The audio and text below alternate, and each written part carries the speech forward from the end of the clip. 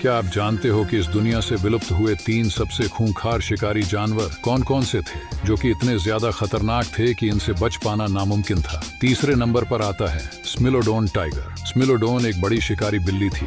इसकी विशेषता एक लंबा कैनाइन दांत और शक्तिशाली जबड़ा था, जिसका उपयोग बड़े बड़े शिकार को मारने के लिए करते थे। नंबर 2 पर आता है tyrannosaurus rex dinosaur. Tyrannosaurus rex, जिसे टी रेक्स के नाम से जाना जाता था, ये सबसे बड़े और सबसे घातक मांसाहारी डायनासोरों में से एक था। नंबर 1 पर आता है मेगालोडन शार्क। ये एक विशाल प्रागैतिहासिक शार्क थी, जो पृथ्वी पर अब तक रहने वाली सबसे भयंकर शिकारी थी। मेगालोडन को समुद्र का शैतान भी कहते थे।